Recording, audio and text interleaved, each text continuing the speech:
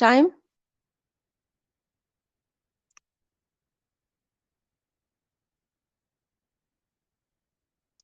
Very good morning, ladies and gentlemen, and warm greetings to all distinguished participants joining us today. On behalf of the International Solar Alliance and Asian Development Bank, I am delighted to welcome you to this session on ecosystem readiness assessment for production and utilization of green hydrogen. I'm Ridula Bharadwaj. I'm capacity building specialist and program lead for green hydrogen storage and solar e-mobility under the ISA ADB Technical Assistance Program. Today's session will explore key opportunities and challenges faced by developing and emerging economies across ISA member countries in scaling up green hydrogen ecosystem. We will cover the unique regional and sectoral contexts and insights from international experts that we have for our panel today. To set the tone, we will now hear the welcome address from Mr. Ashish Khanna, Director General, International Solar Alliance. This will be via video message, please. So if we can have the video of Mr. Khanna. Good morning, distinguished colleagues, partners, and friends. On behalf of the International Solar Alliance, I'm truly delighted to welcome you all to this deep dive session on green hydrogen at the Isha Clean Energy Forum. Let me begin by expressing my sincere thanks to the Asian Development Bank, our long-standing and valued partner, for their unwavering support in advancing clean energy transitions across our member countries. Today, as you all know, green hydrogen is no longer just an aspiration, it has become a strategic necessity. It offers immense promise to decarbonize hard-to-abate sectors like fertilizers, steel, refining, shipping, long-haul transport, and even power generation. But let's also acknowledge the reality: scaling up green hydrogen is still considered significantly challenging. These barriers include gaps in policy frameworks, a shortage of affordable long-term finance, infrastructure and supply chain weaknesses, and a lack of robust cost models along with demand-supply assessments. At ISA, we are actively working to address these challenges through a flagship program, Solar for Green Hydrogen. And today, I'm pleased to share several important updates under this initiative, developed all in close partnership with ADB. First, we are excited to announce the launch of 10 deep dive country reports that present comprehensive ecosystem readiness assessment across a diverse set of ISA member countries spanning Asia, Africa, Pacific, and Latin America and Caribbean. These reports are designed to help governments and stakeholders gain a deep understanding of their national landscapes, highlight key opportunities, and outline actionable pathways for advancing green hydrogen initiatives. Second, we are proud to launch a report on Green Hydrogen Commercial Hub, which presents a draft structured commercial framework for green hydrogen hubs. This framework is aimed at helping member countries translate ambition into action by providing clear, structured guidance for development of commercial hubs that can anchor national and regional green hydrogen markets. Third, we are also launching two important reports on energy storage. The first, titled Energy Storage Systems for Accelerating Solar Project Deployment in Least Developed Countries and Small Island Developing States, provides targeted insights to support solar adoption in some of the world's most vulnerable regions. The second, Scaling Solar Integrated Long-Duration Energy Storage Technologies, focuses on developing an implementation roadmap and identifying promising project pipelines across developing nations. And finally, the fourth pertains to four powerful tools that we are launching to empower decision makers, project developers, and investors. A green hydrogen cost simulator, a project risk assessment tool, a country readiness tool, and a carbon emissions accounting tool. These tools in totality provide actionable data insights to de-risk investments, accelerate projects, and build a strong foundation for transition to clean energy. With these combined efforts, I repeat, on 10 deep dive country reports, 1 commercial hub report, 2 specialized storage reports, and a suite of innovative tools, We hope to equip our member countries with the knowledge, strategies, and resources they need to drive the global shift towards green hydrogen and renewable energy solutions. All of these efforts are anchored under the ISA ADB G20 Green Hydrogen Innovation Center, or GHIC, which is a collaborative platform for knowledge sharing, capacity building, and catalytic action across our 120 plus member countries. As we open this session, I encourage all of you to engage actively in today's discussions. Let us work together to harness these tools, frameworks, and partnerships to build thriving green hydrogen ecosystems that can accelerate the energy transition. Thank you once again to ADB, our partners, and all of you for your dedication and commitment. I wish you all the best for an insightful and impactful session ahead. Ladies and gentlemen, it's my honor to invite Dr. Sujata Gupta, Director, Energy Sector Office, ADB, to deliver the inaugural address. Over to you, ma'am.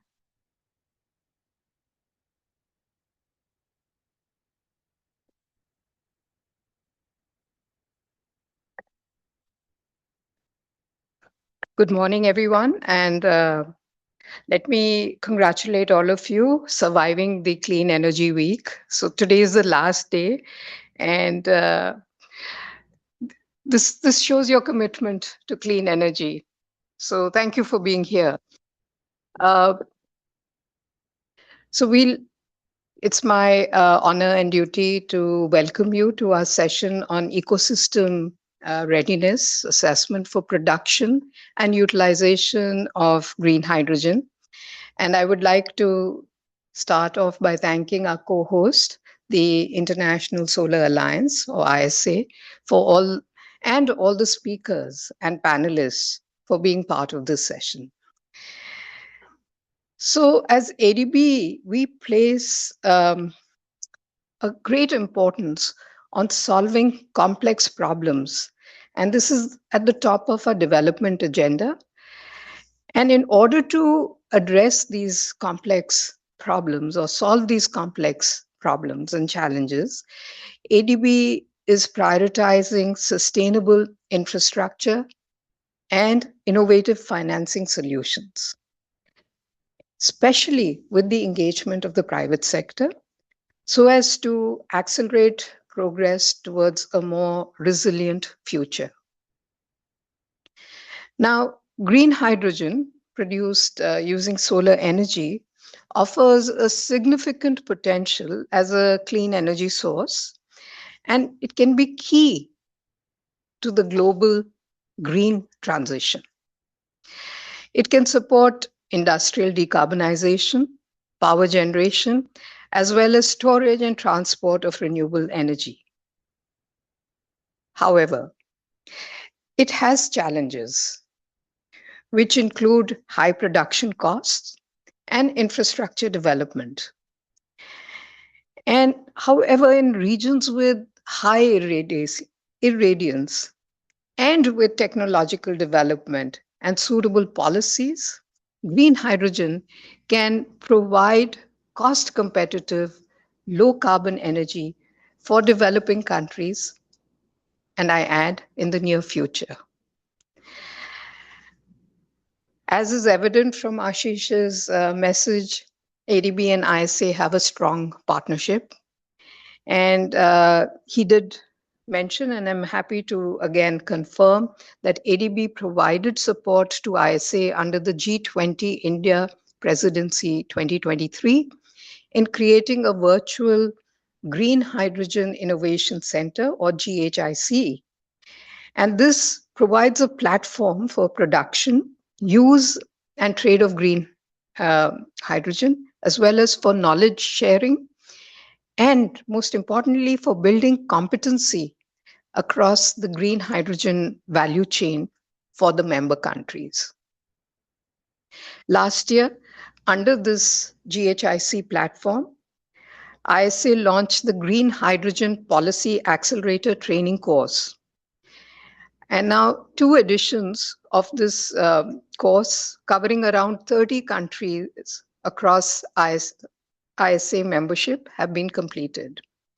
So this course aims to equip government officials with expertise in renewable energy, green hydrogen production, its applications, and policy development.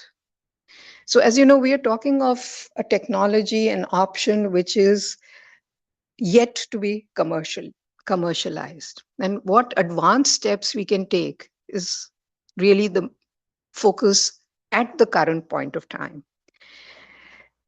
ISA and ADB also organized the hydrogen safety training workshop for six South Asian member countries, and this was held in Colombo, Sri Lanka last year. So, in today's session, we will learn more about the projects under the ISA ADB Green Hydrogen Program, where we are covering the full spectrum with deep dive analysis for 10 countries, including SIDS, LDCs, and developing member countries. So Ashish already mentioned that this project includes four tools for cost, project risk assessment, carbon emission accounting, and country readiness assessment. There is also a commercial framework for green hydrogen hub.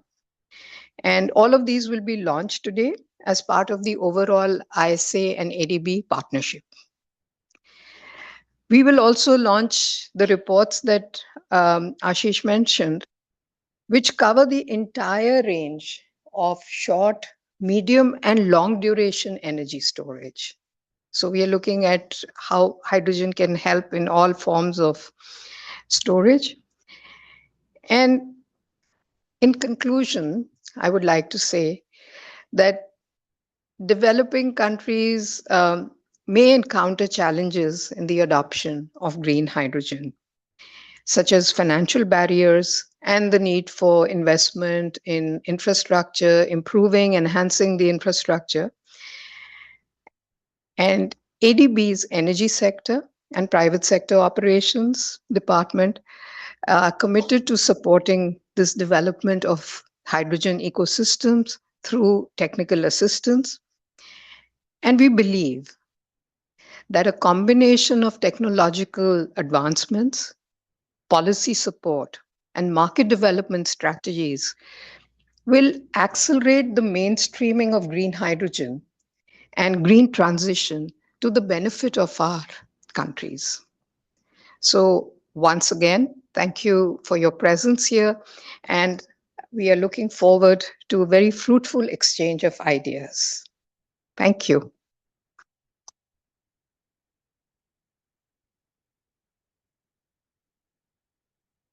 Thank you very much, Dr. Sujata, for sharing ADB's vision and strong support in this important sector. Ladies and gentlemen, before we dive into the findings of our project, I would like to take a few minutes to give you an overview of Green Hydrogen Program of ISA so that you know the overall context of this project. So may I request our colleagues to play the, all right. Okay. So for some of you who are not aware of the ISA governance structure, we have 123 member countries. Out of that, 105 are full members and 18 are signatories. We have ISA Assembly, which is president is India and co-president is France. Then we have 8 vice presidents, 2 from each region. We have 4 regions of ISA. Asia Pacific is led by Australia and Sri Lanka at the moment. Then we have Ghana and Seychelles for Africa, 2 vice presidents from here, and they are on rotation basis, just for information. Latin America and the Caribbean region, Grenada and Suriname representation. Europe and other regions, when I say other, it's USA. We have Germany and Italy. We have 5 committees, one for each region that I just mentioned, and the fifth one is the standing committee. And then ISA Secretariat provides support in programmatic, of course, programmatic support. Then we have support in strategic decision making and advocacy, which I'll talk about a little later. And also we facilitate engagement with the diverse stakeholders for conceptualization of projects and projects. So we have 9 programs as I speak. The green hydrogen is the latest, started 3 years back around. That's the ninth program of ISA. And so we focus on technology roadmap and policy in the sense that, as we know, that why technology is central to ISA is because the global clean tech innovation is, is happening at very fast pace, and innovation is happening in technology, policy and regulation, business model and deployment, and especially for the upcoming sector like green hydrogen, business model, as you know, is very important. And we provide informed guidance to our member countries in existing technologies, of course, and then emerging technologies, so that we can do the technology forecasting for our member countries to be prepared well in advance for the upcoming technologies. And of course, the policy innovation is important, especially in sector like green hydrogen, where they are not pre-existing policies and regulation, they are evolving. So policy innovation is very important. So how do we support our member countries? By, as I mentioned, policy analysis, policy innovation. Then we do country prioritization and implementation roadmap, which you will see in the subsequent presentation, which my colleague will present. We have done ecosystem readiness assessment framework, where we identify the front runner technologies and countries for engagement strategy, pilot and project pipeline identification is very important. Then for analytics and advocacy, we do training that Dr. Sujata just mentioned. Testing and standardization is through our Star C centers. We have many Star C centers, which are basically for training and those kind of things, capacity building across many countries. And then we do the flagship reports, which we launch in our assembly, which is once a year. And then we also have Center of Excellence. And one of the Center of Excellence is Green Hydrogen Innovation Center, built in collaboration with ADB, MNRE under G20 India presidency. So that's like an overview of solar for green hydrogen. So what's the role of ISA? We support the readiness assessment and development of GH ecosystem relating to production, utilization, and trade. So we do it by 5 ways. One is policy and regulatory framework enabling, identifying technological gaps, policy and regulatory gaps, financial gaps, and go to resources identification. Then we facilitate investment environment for commercially viable hydrogen projects, identification of viable project pipeline, and creating global synergies and partnerships. So this is one of my last slides where I'll just walk you through what we did in the last 3 years since this program started. We started with ISA-ADB collaboration, starting with the program initiation document. All these reports are on our website. This clearly tells about the role and also the global overview of the green hydrogen sector. Then it was followed in 2022. We launched in COP Sharm el Sheikh, Egypt, blueprint for ecosystem readiness assessment for green hydrogen, where we use critical parameters, 8 to 10 critical parameters, to screen the countries through that, and then we tell them that where they are in terms of ecosystem readiness. Then we did with the European Investment Bank and also African Union and Mauritania government. We analyzed 5 African countries, which was South Africa, Namibia, Egypt, Morocco, and Ethiopia. And we did the demand estimate by 2030 and 2035 in these 5 African nations and figured out the investment opportunities there.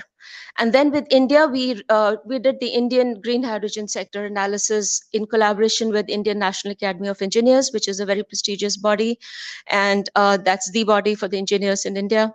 And then we launched the report, which you see on the 4th in the sequence. And the last one, the second last is with the Japanese NIDO collaboration, ISA-ADB, where we did the complete analysis of or review of the electrolyzers, which is very important in terms of technological development of green hydrogen sector. And we did deep dive on Brazil, Chile, and India. So that's kind of the things that we've been doing. And this is the latest one, which we did in collaboration with our member country, Denmark, where we did the readiness assessment for Egypt, Morocco, Ethiopia, and Namibia, along with their market analysis, opportunities, challenges, and also cost economics. This is the Green Hydrogen Innovation Center launched under G20. That continues to be our mother platform for our program, and all everything that we do gets integrated on this platform. I encourage everyone to see the source website is given. It is like a one-stop platform with country-level insights. As I speak, we have around 50 plus countries, green hydrogen value chain mapped. And then we have all kind of information, including case studies, reports, research publication, global projects, and best practices, along with deep dive for many countries. This is the steering committee for GHIC. As you see, we have 8 member countries. It's on rotation basis. It's time to renew the steering committee, which provides executive oversight. We have many international organizations. I'm happy to see our panelists from HDF sitting here. Matthew is one of the member of this. Then we have member countries. Sorry, it's wrongly labeled. It's industries. Then we have MDBs and donors, World Bank and West Africa Bank. So these are the capacity building that Sujata ji just mentioned. We have done many capacity building exercises under GHIC. This is the around 14 countries we trained in Cairo in 1 week long in-person, very intensive across the green hydrogen value chain. We trained Latin American and Caribbean and African countries, around 14 or 16 in this last year, followed by Asia Pacific with 3 or 4 Indian states also participating in this 1 week long October 2024 New Delhi GHIC training workshops. And we have recently launched this program under GHIC. It's called Enabling Commercialization Pathways, where we will be identifying 20 startups in green hydrogen, in green steel, and green transport sector. We'll be announcing the call for application shortly. As I speak, we are preparing the material for launching this. This is the international partnership and collaborations we've built across all these stakeholders. And now I stop here. This is the ecosystem readiness assessment phase 2 of ISA ADB project, which will have 3 modules, which my colleague Anvesha will speak about. Deep dive analysis of 10 ISA member countries: Bhutan, Sri Lanka, Nepal, Fiji, PNG, Ghana, Tunisia, Peru, Trinidad and Tobago, and Argentina. Module 2 has 4 green hydrogen related tools. We will show you a demo. And then we have a commercial framework for hydrogen hubs. With this, I'm happy to introduce my colleague from KPMG India, Ms. Anvesha Thakkar, who will present the project findings. Anvesha is an energy transition co-lead with the Global Decarbonization Hub, KPMG, as well as partner and lead in clean energy, and has advised public, private sector clients, and multilateral organizations on policy, strategy, financial, and commercial related initiatives. Over to you, Anvesha.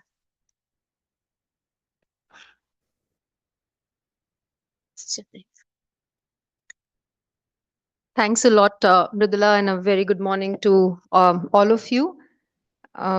So without much ado, let me get into it. Anvesha Thakkar from KPMG. We've been fortunate enough to have worked with International Solar Alliance and ADB in partnering with them on the storage and the green hydrogen programs. And I would be very happy to present some of the work that has been done, which is going to be launched today. So just getting into all the 3 modules that Mridula spoke about. First, the country deep dives. Of course, it's not possible to cover all of it in this session, but just to give a glimpse of what you can expect, when you look at these reports. So essentially, let me just take a step back and say that, what was the basic work that went into it. So last year, or in 2022, ISA launched a report at COP at Egypt, which essentially brought together a first of its kind framework for studying a country's readiness for green hydrogen, because at that point of time, everybody was really grappling with the question that, are we really ready for green hydrogen, and how do we look at it? So we looked at various aspects, such as, of course, renewable energy, because that's the electrons that get converted into the commodities. We looked at, of course, whether there is a domestic demand, and what could be the sectors, for example, refineries, fertilizers, We looked at the strategic intent of the government, especially starting with renewables and going on to green hydrogen and other such areas, presence of infrastructure, and so on and so forth. And based on consultations, we ascribed weightages to this, and then we essentially categorize countries into four buckets, saying that who are the front runners, who are emerging, and so on and so forth. So that was the base work, and to continue on that, because the sector is extremely dynamic, and what happened in 2022 doesn't necessarily hold true for 2025. We also looked at what can be done to take this forward.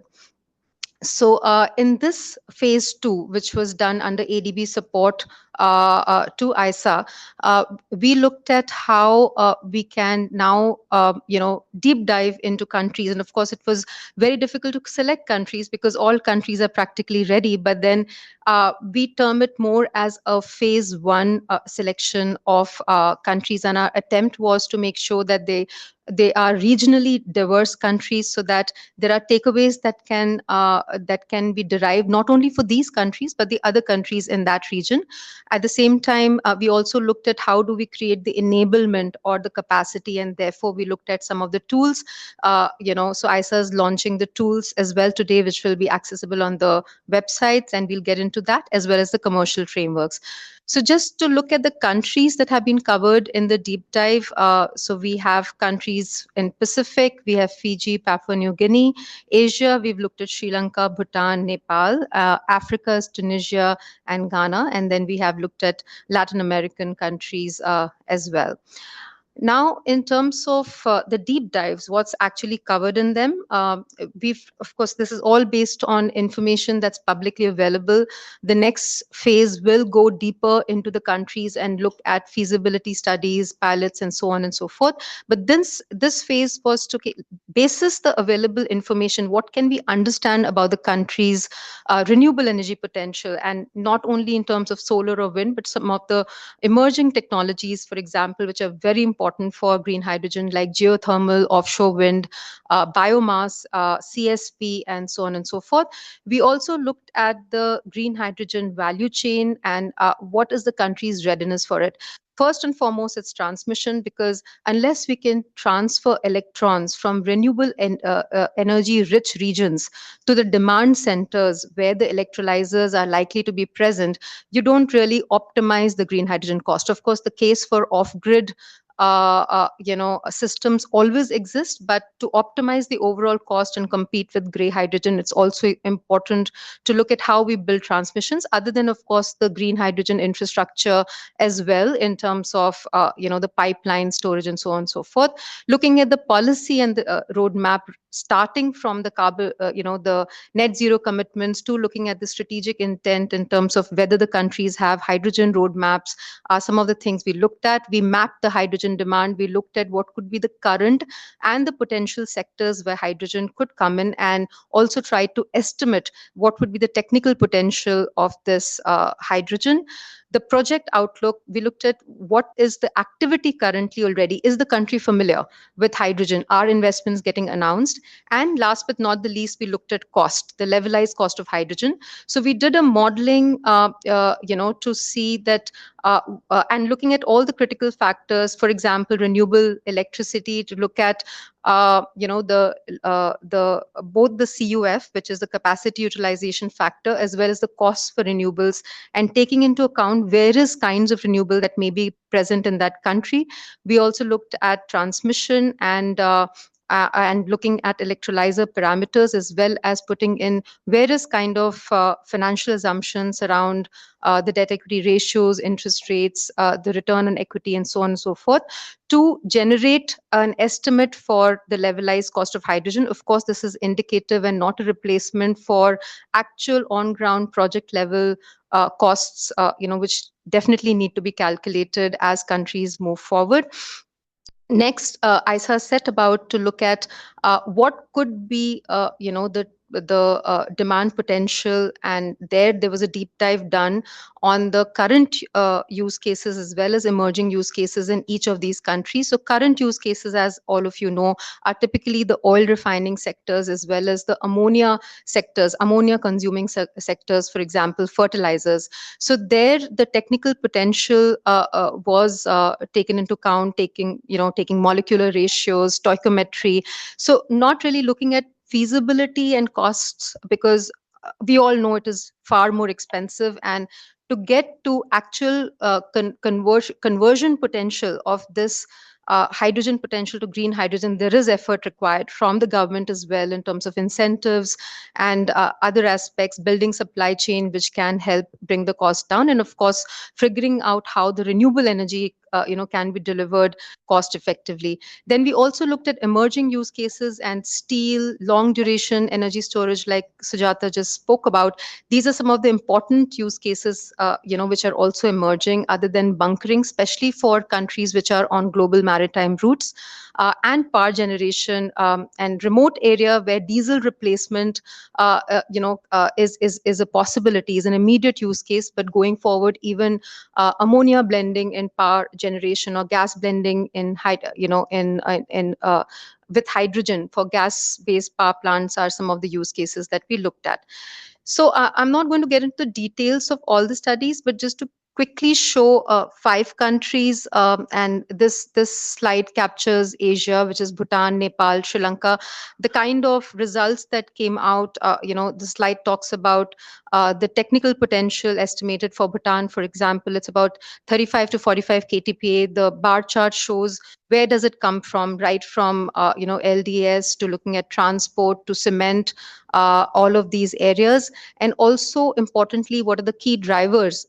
So for instance, for Bhutan, the key drivers is a hydro dominant grid, so that automatically makes all the electricity green, and which is very it's like not an effort to leverage that to convert that into green hydrogen. And there are immediate use cases. For example, Bhutan has a seasonal imbalance of electricity, so looking at hydrogen for long duration storage is one use case. Then given the terrain, looking at transport, heavy duty transport using green hydrogen are other such use cases, plus the presence of industries where possibly green hydrogen can be used as substitute. Similar is the case for Nepal, although of course a lot of secondary data was not available to be able to categorize the demand, but further studies are going to be done to look at some of these areas. And Sri Lanka, a lot of potential, especially for bunkering, since it's in maritime routes. So that's one area, other than, of course, the export possibility for converting the green hydrogen to green ammonia.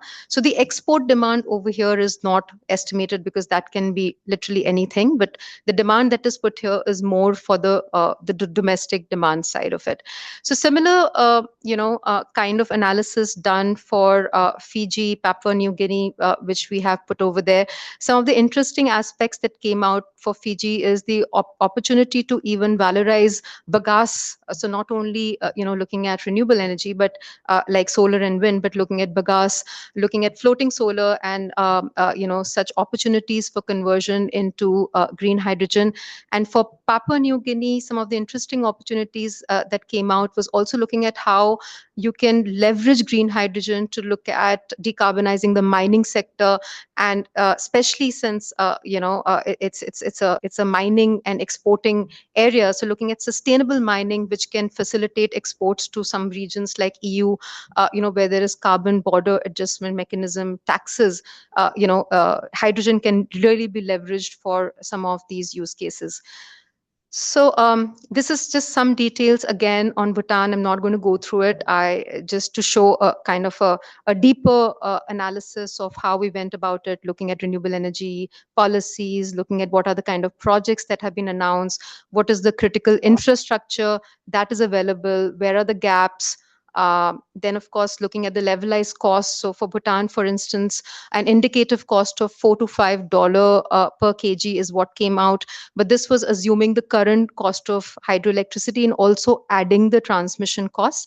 But of course, if excess electricity is used, because Bhutan has surpluses during monsoons, if excess electricity is used and that electricity is at zero or low cost, then that cost can be half, or if not even lesser. So that kind of an analysis needs to be performed at project level, and also hybridizing hydro with solar, if that also helps in bringing up the overall electrolyzer utilization up, are some of the things that can be done in terms of a deeper analysis. And the same goes for countries like Nepal, where the power sector scenario is very similar. Basis all the analysis, the kind of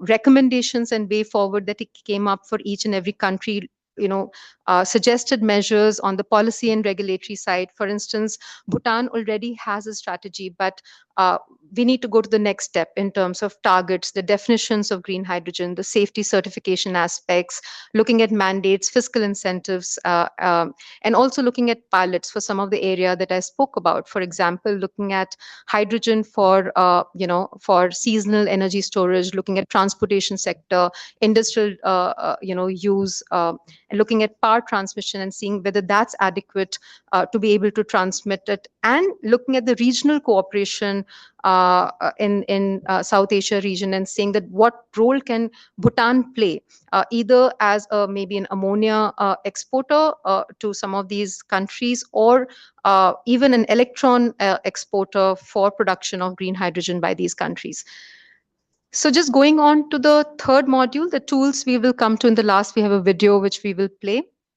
So just going on to the third one, our attempt was to look at how do we create some commercial frameworks which can provide guidance to the countries, if they're looking at hubs. And why hubs? Hubs are, of course, they are called different things in different parts of the world. Some call it valleys, some call it clusters, some call it hubs, but the basic concept is the same. It's an area where several producers come together. There is presence of demand in that vicinity, or there is an export opportunity. And what we are trying to do is, A, bring scale by bringing everybody together, B, bring targeted interventions by the government, because it's easier to create ease of doing business when you're looking at one location where projects are coming up. And it also leads to an ecosystem development, job creation, and skill development. So therefore, governments around the world are focusing on how they can create hubs to kickstart and also to create economies of scale for the green hydrogen economy. And as we speak, the Clean Hydrogen Mission has mapped that there are already 98 Hydrogen Valley projects across 36 countries around the world, with announced investments of USD 200 billion. Under the study that's going to be released today, there was an attempt to also map these basis various sources that we found across the continents, and also, more importantly, not only map but study these to bring in experiences for the countries that would be looking at developing these hub. And based on these experiences, some highlights I would like to talk about. What we noted is that the hub development typically follows two kind of models. One is a model which is looking at what is the purpose of the hub, or what is the goal.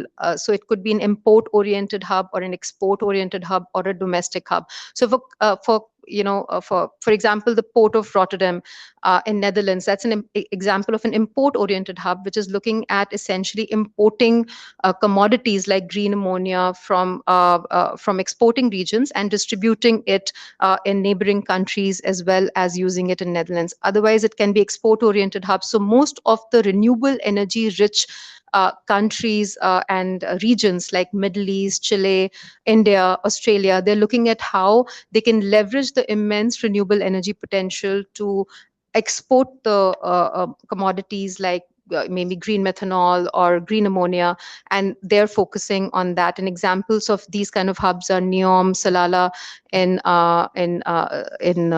Middle East, and of course some of the others around the world. And otherwise, they can be domestic, pure domestic inland hubs, but these are typically based in industrial clusters where there is sufficiency of demand. So they could be refineries around, they could be fertilizers, or or other industries like chemical, cement, for example, which can bring sizable demand, over there. Then the other categories of other way of defining hubs is of course based on the ownership model. These can be government owned hubs where the government plays almost end to end role in terms of owning the hub as well as being responsible for constructing and operating the hub. They could be private owned where private sector plays this role and the government is mostly a facilitator as well as provides incentives, or it can be hybrid or a PPP model where both have ownership and different sets of responsibilities. So all models are available. It really depends upon the situation in each country, and they have to explore what works. Basis all the experiences, the report distills and provides a framework which provides a very quick guidance of, if you're looking at developing a hub, what do you need to do? So right from looking at first what is the demand and where is it, looking at both the domestic side as well as the export side, then defining your operating model. Should you be looking at import, export, or domestic end use? Looking at what's the infrastructure available for the hub. So if you're looking at an export based hub, of course access to ports is extremely important, but irrespective, land availability, water for the electrolysis as well as proximity to demand centers is also important, because it's important to triangulate the local demand. Then looking at some of the hub development, I would say enablers like policies, the skilling, supply chain, and others. Looking at the ownership as well as what should be the impact of such hub, so that the KPIs are very clear, whether it is GDP, employment, emission reduction, etc. The report also brings out a very indicative infrastructure sizing calculator. Of course, all hubs are different depending upon how spread out the projects are. The land can be different, but just an indicative so that countries know that if they're looking at, say, a 200 KTPA green hydrogen plant, which is roughly, what can produce about, 1 million ton of ammonia, what is the land that is required for the renewable energy? It may not be at the hub, it could be far away, but this is the land requirement for renewable energy. For the hub itself, it's about 110 to 120 acres. The electrolyzer capacity for producing 200 KTPA is almost 1.5 to 1.8 gigawatts, and the renewable energy required is roughly 3 times, 2.5x to 3 times electrolyzer size. Then the substation capacity, the amount of water that is required, the capex that may be required, all of these indicators are there. And then finally, one of the most important thing is to bring stakeholders together when we are planning this hub. So right from the core value chain stakeholders, which is renewable energy, producers, green hydrogen, the infrastructure producers, is also important to bring the think tank, the technology providers, OEMs, and the government and the local communities together to make sure that it's a consultative process and all inputs are taken when doing the planning for such a hub. So finally, on my last slide, I'm just going to leave it with this roadmap that has been provided, and this is based on experience that ISA has had, in looking at some of the countries, and the projects over there. That first and foremost, looking at the demand and assessing that is extremely important, and then of course looking at policies, because nothing moves without policies, and then looking at infrastructure and your readiness for it. These are the three absolutely critical steps, and then the ideation and the stakeholder consultations, and then going into the phase two, which is the techno-commercial analysis, is extremely important to finally roll out and collaborate with the other countries and formulate your standards, regulations, to finally make this hub a success. So with that, I will invite my colleague Abirbhav Mukherjee, who has helped in also developing some of the green hydrogen tools, to take us through the work that has been done on the tools side.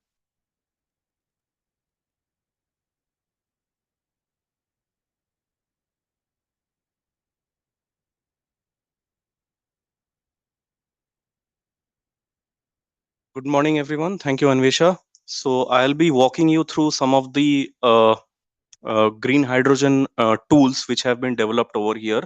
Now, what you can see on the screen are some of the quite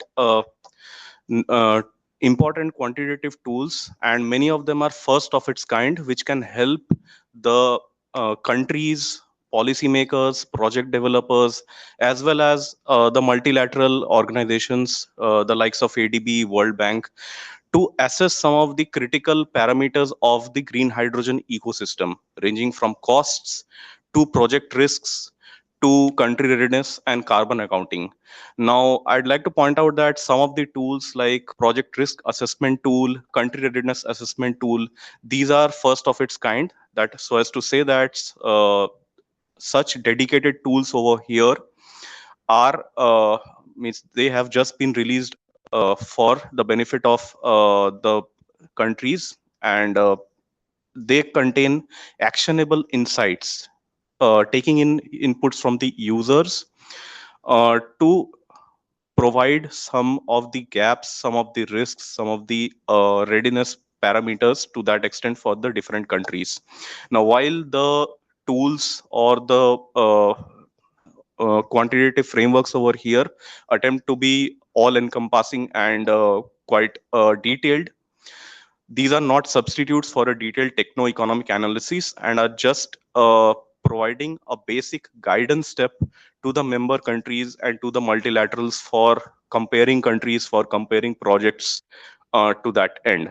Now, with this being said, I'll not take too much of time, and I'll request my colleagues to kindly start a video where some of the tools are explained in detail. Thank you.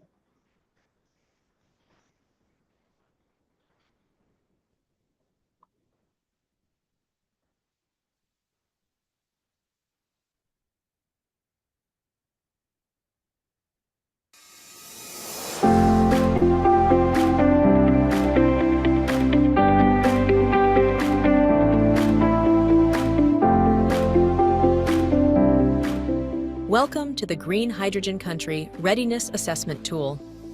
The tool is designed to evaluate a country's preparedness to scale up. Users can navigate through the tool and customize weightages across 7 critical pillars, including renewable energy, hydrogen demand, policy landscape, infrastructure, technology, ease of doing business, and hydrogen production cost.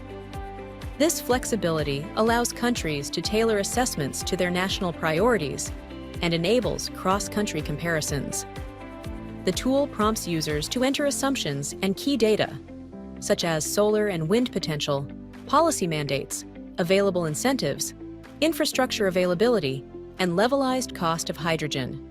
Once submitted, it generates a composite readiness score out of 5, along with individual pillar scores. The results are presented through interactive visuals and downloadable outputs, highlighting strengths, bottlenecks, and priority action areas. This tool supports data-driven decision-making and helps countries design targeted interventions to accelerate their green hydrogen journey. The GH Feasibility Assessment Tool. This tool helps estimate the indicative levelized cost of hydrogen based on user-defined inputs. It can be used as a policy tool for understanding a country's competitiveness or as an early-stage analysis tool for green hydrogen investments. Begin by entering inputs such as project life, construction phasing, and financial parameters, including debt equity ratio, return on equity, and interest rate. Renewable energy assumptions, including different types of sources and procurement modes, can also be provided. If CAPEX mode is selected, the tool allows the user to explore different system configurations and estimate the levelized cost of electricity. Additional charges, like network and wheeling costs, can also be included.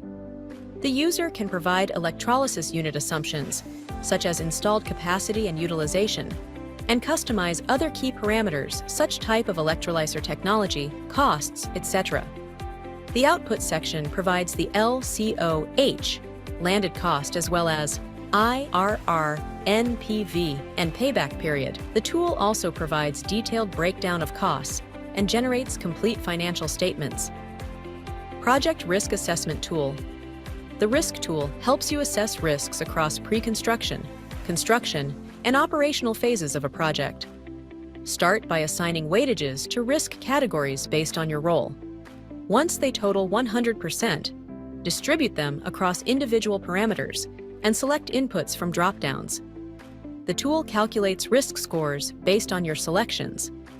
After completing all categories, view overall and category-wise risk levels, marked as high, medium, or low. Spider charts offer deeper insights, and you can revise inputs anytime to reassess. The Carbon Accounting Tool. The Carbon Accounting Tool estimates Scope 1 and 2 emissions from hydrogen production across various feedstocks, like coal, biomass, plastic, or water, and production methods such as electrolysis or gasification. The user starts selecting inputs.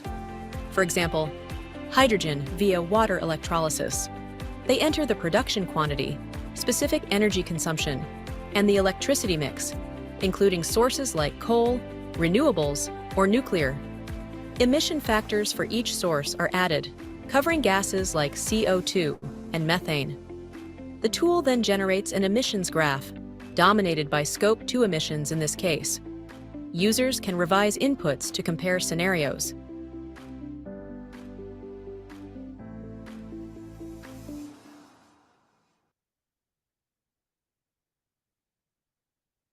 Thank you very much. Now I hand it over to my colleague, Dr. Mridula, to take it forward, please. Thanks a lot, Anvesha and Abir, for presenting our report highlights.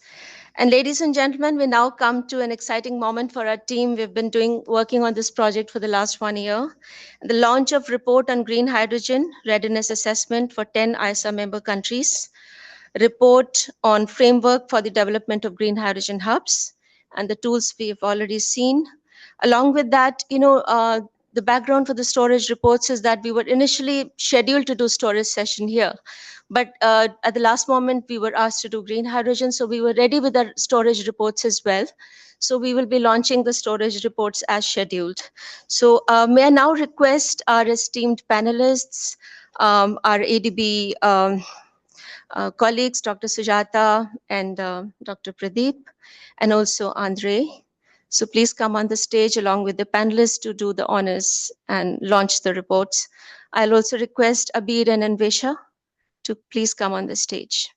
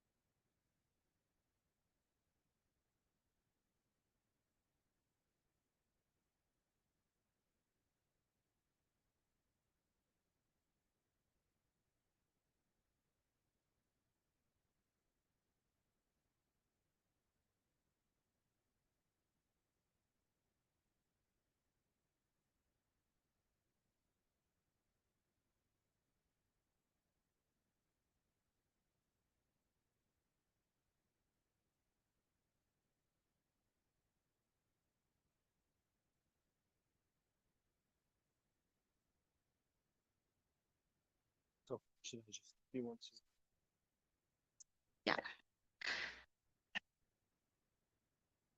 So, yeah. Yeah, I'll just maybe introduce you first and many thanks and congratulations again to everyone involved in bringing these important reports to life. We now transition into the panel discussion. Ladies and gentlemen, one of the most engaging segments of today's agenda. The session will be moderated by my colleague, Tron Andre Swens, Energy Specialist in ADB. And over to you, Andre, for the panel discussion. Thank you. Thank you so much, Murudla, and thank you so much to the ISA for this very good session. Thank you also to KPMG and Vesha and Abir for giving us the insights from the readiness assessment. I want to call to the podium right now all the panelists, starting with Mr. Patrick Aquino. Can I ask Mr. Punir Kumar to please come to the podium as well? May I ask Mr. Reggie Kumar Pillai to please sit as well? Matthew Gese and Emanuele Bianco. And I'll let everyone introduce themselves. So,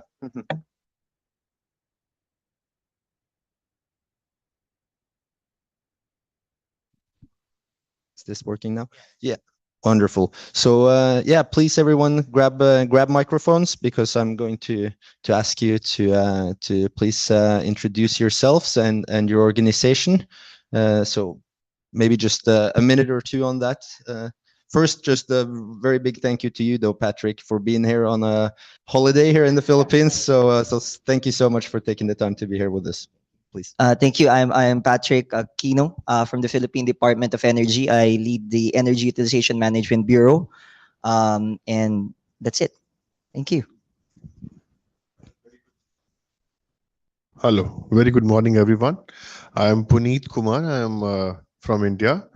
I represent the state of Kerala, where I am working as Additional Chief Secretary in the Department of Power, looking after the program policies and the implementation of the schemes, including the renewable energy.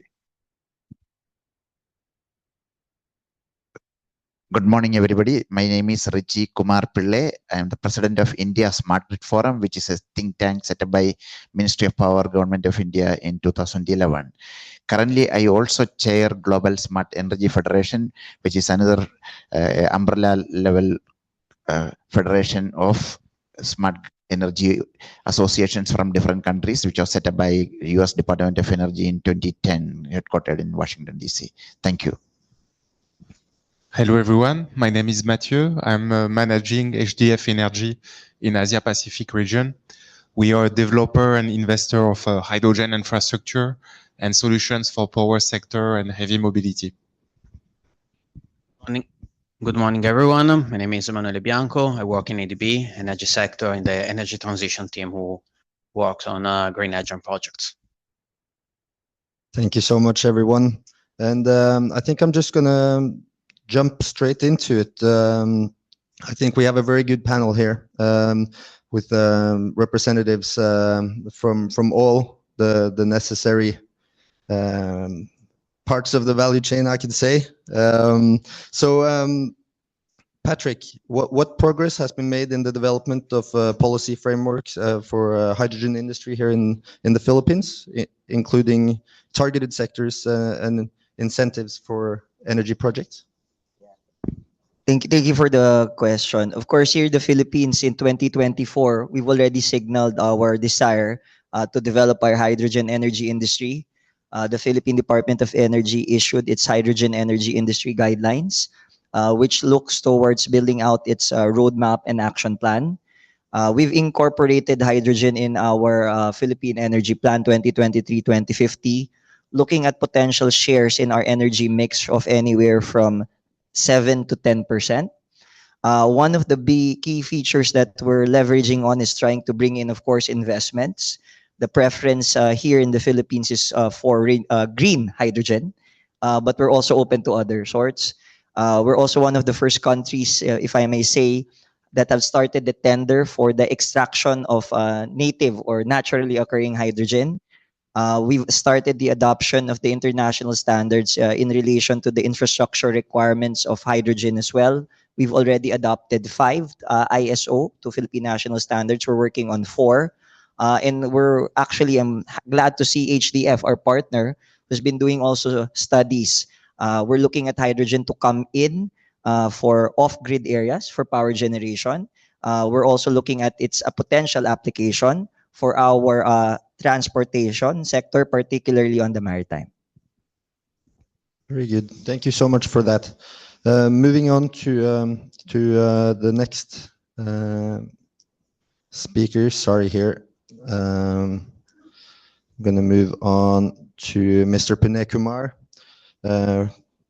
ACS for Energy in Kerala. So my team here at ADB, we've done some work lately on green hydrogen space in India, primarily in Maharashtra, and we've also made some publications and roadmaps in Gujarat and in Andhra Pradesh. What strategic advantages can Kerala offer for the emerging green hydrogen ecosystem, and what differentiators can set Kerala apart? Well, I can say that Kerala is very much poised to be an important center and perhaps the most ready state for the green hydrogen production and the entire ecosystem, because it has couple of natural advantages. Already the state has set its targets of achieving 100% renewable energy by 2040 as against the national target to be achieved only by 2047, which will be 7 years before. And the same thing by the 2050, we want to achieve the net zero emissions also in the state. Now, having said that, there are few advantages. Kerala gets a lot of water. We have about 3,000 TMC of water, and we use only 300 TMC as of now. The rest of the water basically goes to the sea. We have 44 rivers and large number of reservoirs which have the ready availability of the water which is required for the production of the green hydrogen. We have coastal geography, a very long coastal line, and 2 very important all-weather ports, Kochi and Vizhinjam. Vizhinjam port is also deep draft port, and this provides the proximity to the international maritime and easy access to the European hydrogen demand centers, including the scope for the green ammonia bunkering.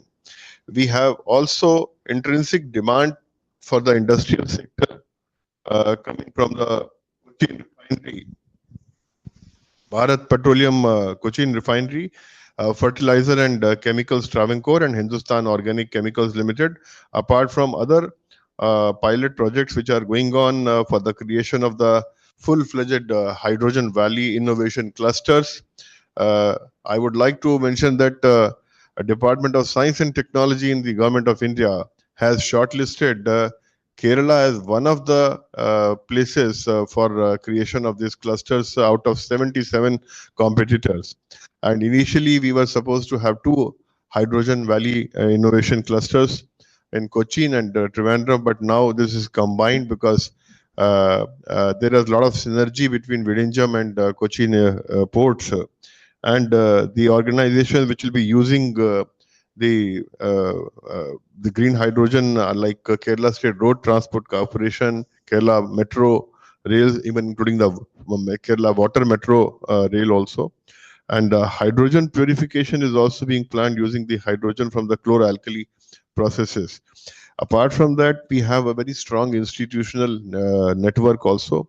We have the commitment from the Department of the Power and our centralized nodal agencies, ANERT, Agency for the New and Renewable Energy Research and Technology. This has also created a dedicated green hydrogen PM, so it is really very much poised to accelerate the production of the green hydrogen, and innovation, industry and infrastructure is there to support it. Very good. Thank you so much for that. And yeah, also worth noting that ANERT just launched this call for expressions of interest too, right? For demonstration projects in green hydrogen, smart energy, and industrial decarbonization. So that's very, very good. That's really very true. We have just launched it and sought the expression of interest so that mature and the scalable projects could be identified and supported for the Hydrogen Valley innovation clusters. Very good. Thank you so much for that. Mr. Pillai, could you please share some thoughts on the readiness of the Indian grid for supplying green electricity for green hydrogen projects? Good morning, and thank you for that important questions.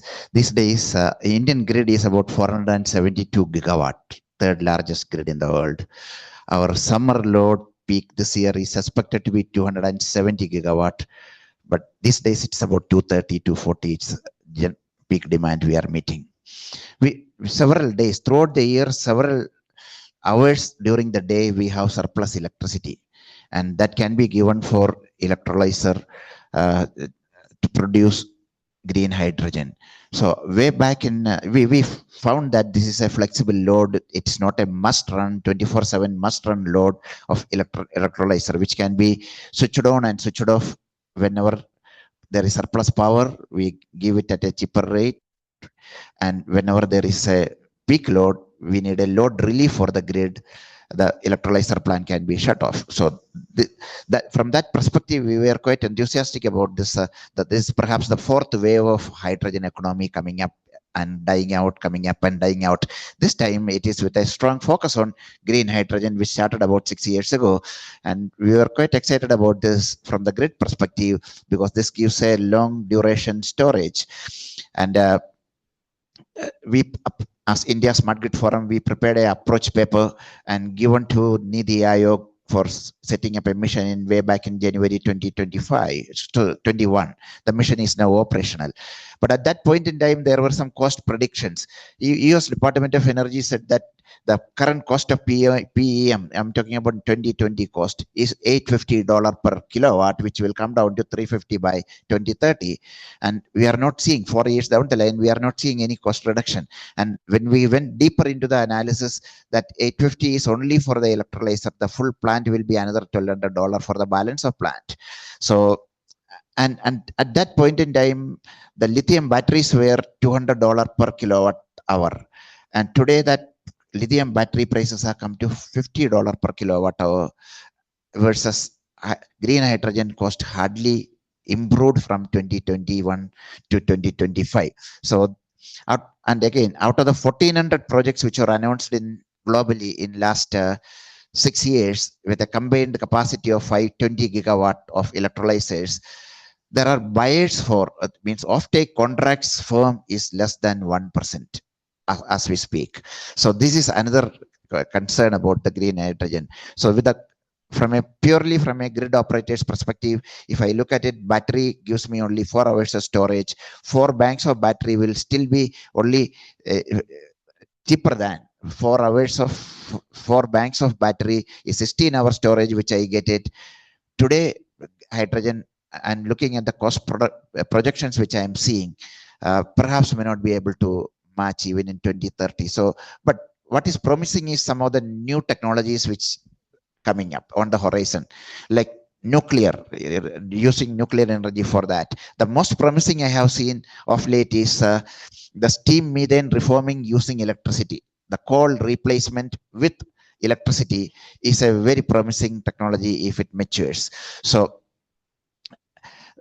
we will be utilizing the existing infrastructure. The SMR, steam methane reforming infrastructure, will be using only the coal plant area is replaced with electricity. So that's very late as 2024. We hope that will mature fast, then the prices will come down. Similarly, GE and General Electric and Mitsubishi are developing gas turbines or modifying gas turbines where hydrogen can be directly burned. So, and also in India, Reliance Industries has demonstrated a truck in which they have a retrofit kit. Instead of a fuel cell, green hydrogen can be directly burned in the diesel engine. So these kind of developments are very promising. We hope this will mature fast and more stakeholders will focus on this, which will compete with the lithium batteries or other energy storage technologies, so that the traditional power to gas to power through fuel cell, which we've been talking about a couple of years ago, is replaced with the new emerging technologies which will be cost competitive. Thank you. Thank you so much, Ms. Pillai.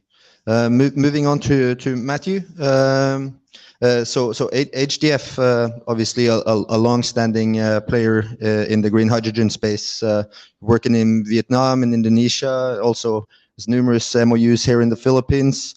In your consideration, what seems to be the main bottlenecks to implement a green hydrogen ecosystem? I think the bottleneck is more simple than we may think. It's not an issue of technology. It's a challenge of price. And I will make some analogy with real estate market somehow. First, the main challenge is that everyone is focusing on a target, $2 per kilo, like if it were a magic solutions to all sectors, while the price and the affordability will depend on the context. Is like real estate. What is a house affordable in Makati? What is a house affordable in Mindanao? The perception will be different on that price, while the house will be the same. And it's exactly the same for hydrogen.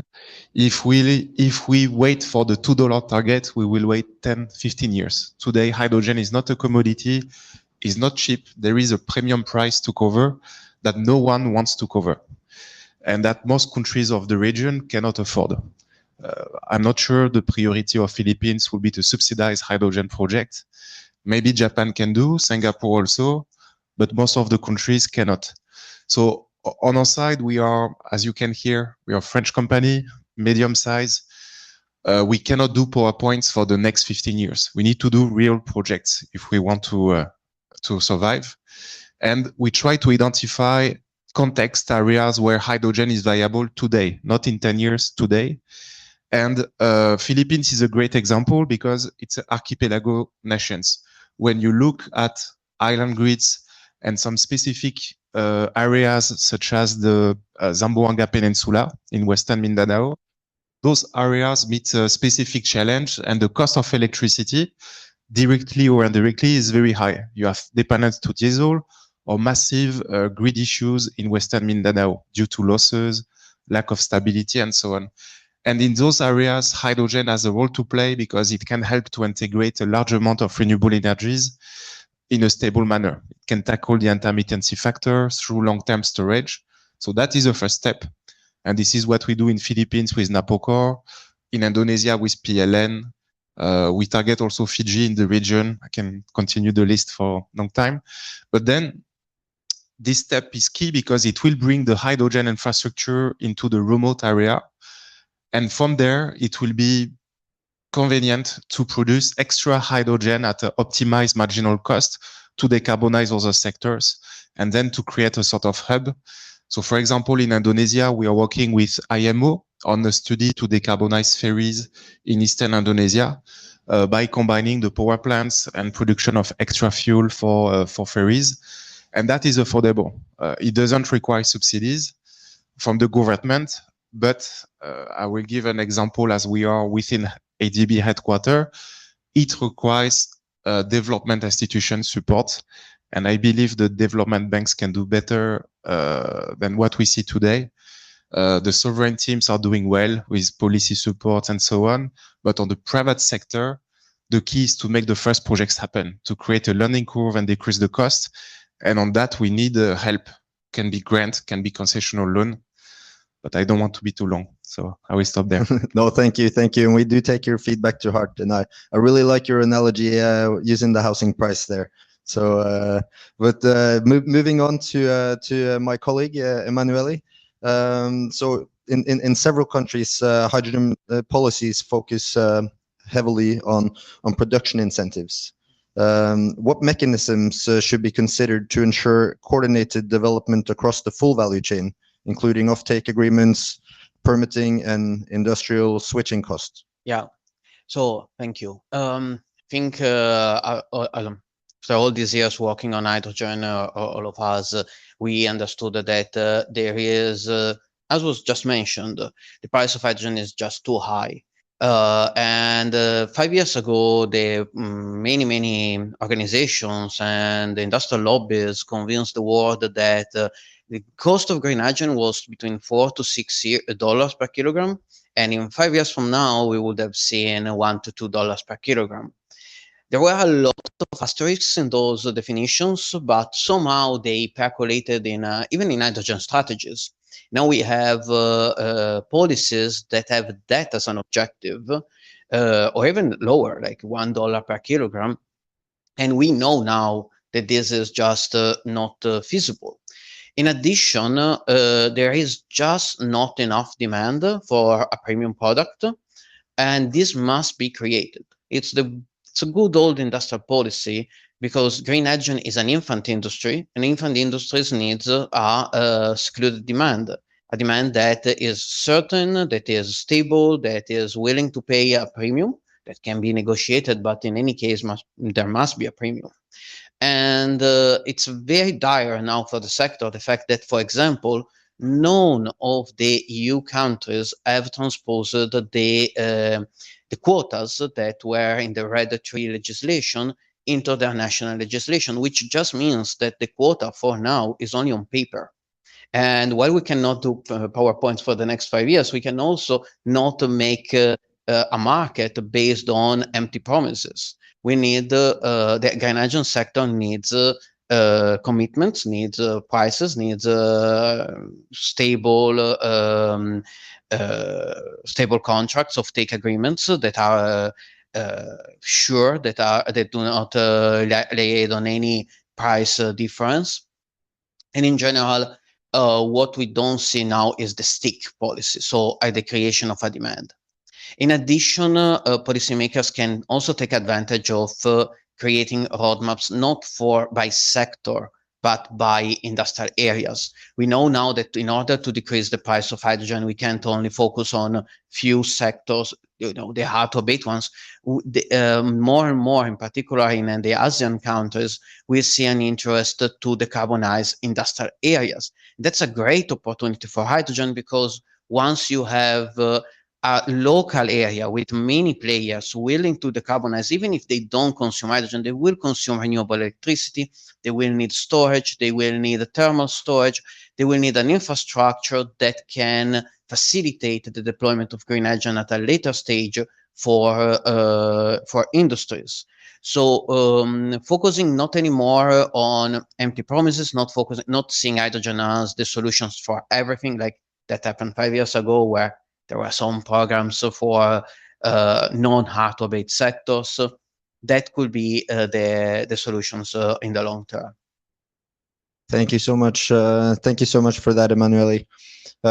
Just in lieu of the time here, I see that I should keep my own comments to a minimum and just start from the top again here with Patrick. But what efforts are being made to address the perceived barriers to the uptake of renewable hydrogen, as well as to establish certifications and emission thresholds here in the Philippines? Thank you. For the Philippines, of course, we've passed legislation and we're operationalizing our energy virtual one-stop shop, wherein energy participants, investors, all just have to log in. Including for hydrogen. We're also having a separate system for hydrogen. We've been participating in the APEC. There's a move to have this certification program. I think our undersecretaries and assistant secretaries are also here in ADB. We're also poised to do some policy framework for carbon trading that we'd like to link up on this. But more importantly, I think the learnings that I'd have, because I'm also mindful of the time, is that the tools are there. We'd like to thank ADB for the opportunity to take a look at the tools that have been presented along with ISA. Rest assured, on the part of the Philippine government, we will set the enabling framework to bring green hydrogen. It's correct for the analogy that the prices in a location like Makati is different from somewhere else in the Philippines. But we've seen the studies coming from HDF. There is really a commercial case to bring in hydrogen. We'll sit down with our colleagues apart from HDF and also with our colleagues from government. There might be a pathway for us to provide for the incentives within the context of our Renewable Energy Act, probably from preferential dispatch or mass dispatch, a carving out for a clear role for hydrogen in the transition from the diesel or bunker to that. That's something that hopefully we can work with our private sector colleague here in HDF. That will be in lieu of a longer term power sales agreement, because that will require some legislation to change. But thank you again for the opportunity here. Thank you so much for that. Thank you. I'll jump straight on just to hopefully everyone get to answer their second question as well. Mr. Kumar, so Kerala has an upcoming green hydrogen roadmap. How are you working to integrate the different schemes and missions such as the HVIC Kerala Harit Nauka mission and the proposed national shipbuilding mission into this work? Thank you. As I had already mentioned, Kerala is very uniquely positioned to demonstrate the convergence of the national and the state level missions. We have the National Green Hydrogen Mission, which is going to create 5 million tons of green hydrogen by 2030. And Kerala is very much poised to move fast and forward. And we have already started increasing our generation in the solar power through the rooftop. And it is going on. Integration of the programs such as Hydrogen Valley Innovation Center, which I mentioned, and also the Kerala Harit Nauka mission, which means green vessels, basically, which will be operating on hydrogen and electricity, and the proposed national shipbuilding mission. These are in sync with each other, and they are basically complementing. And the fact is that the national shipbuilding mission is not only just feasible, it is essential to unlocking the full potential of the decarbonization across sectors like mobility, industry, and shipping. And HVIC is not just a single location facility, as I mentioned.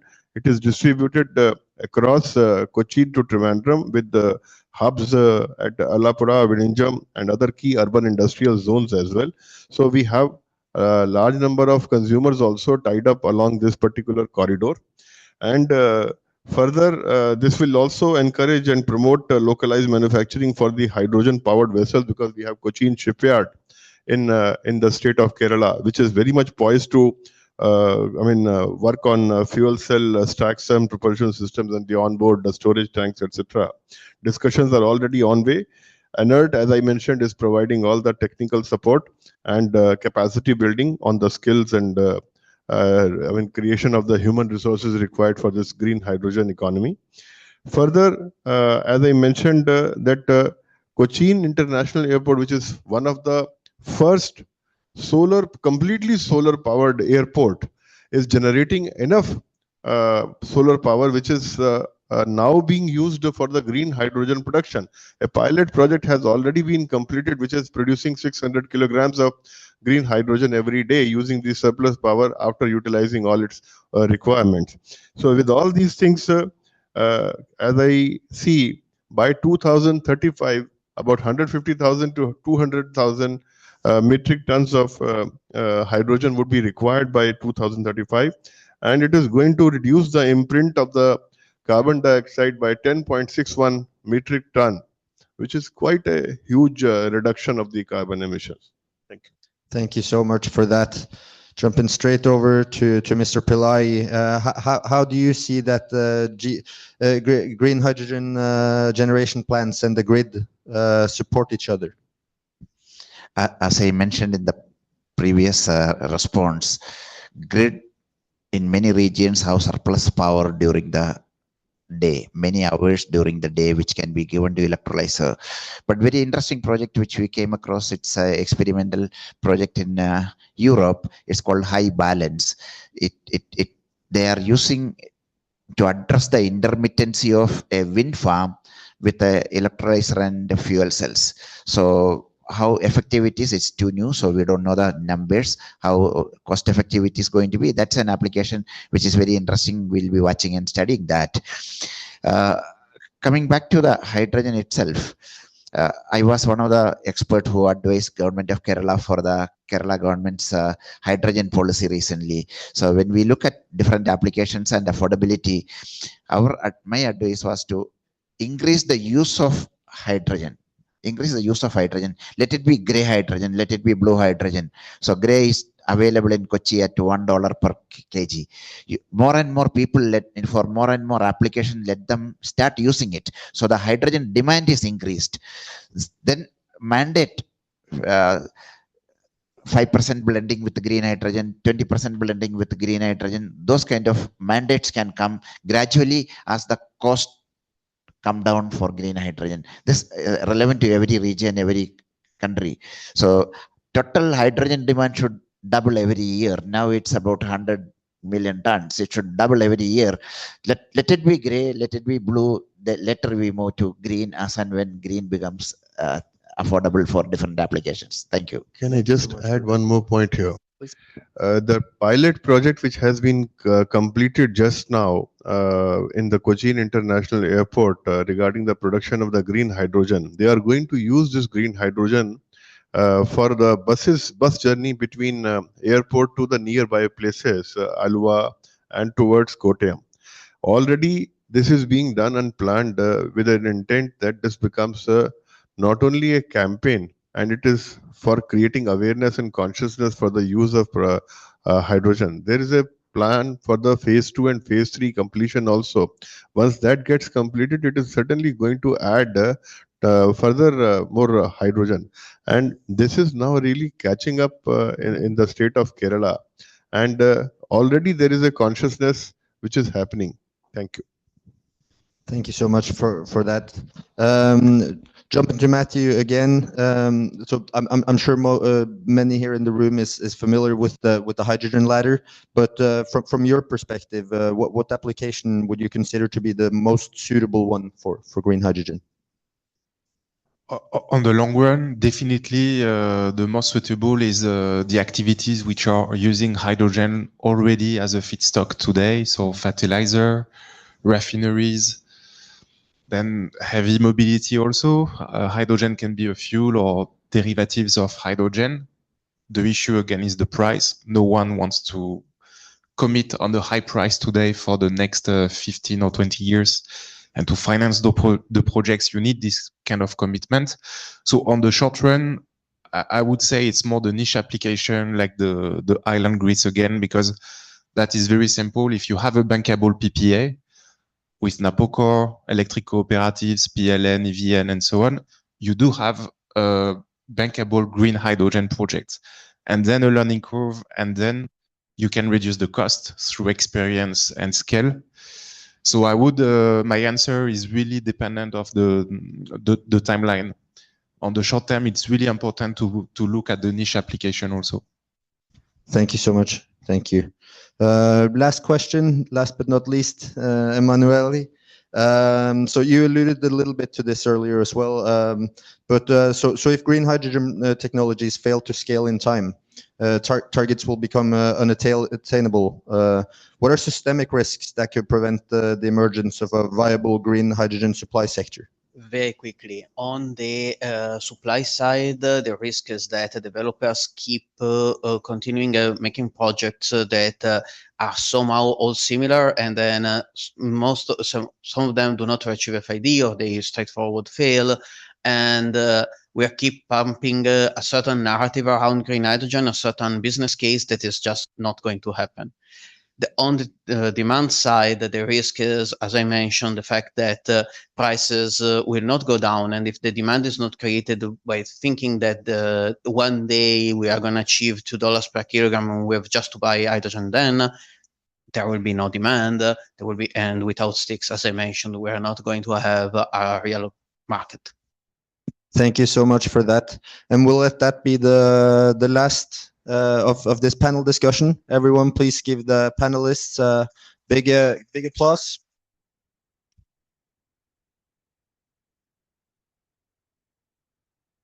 Thank you, Andre, and thank you all the panelists and participants for this wonderful and enriching, thought-provoking discussion. Could you please come for a photo op right here? Our cameraman is waiting. Yes.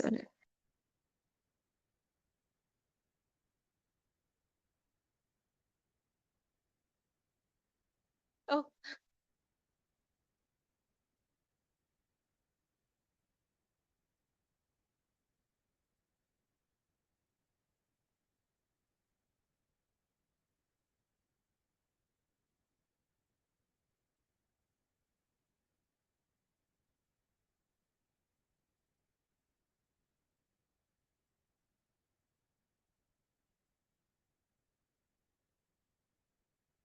Nar, are you around? I mean, you have to give the vote of thanks.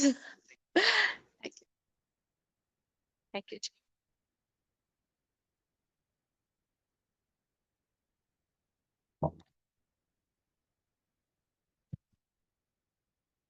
Thank you. Thank you, Medula. I think I will not hold you long. Excellencies, distinguished delegates, eminent speaker, our colleagues from ADB, and dear participants. I'm honored to speak on behalf of the International Solar Alliance, closing this pivotal session.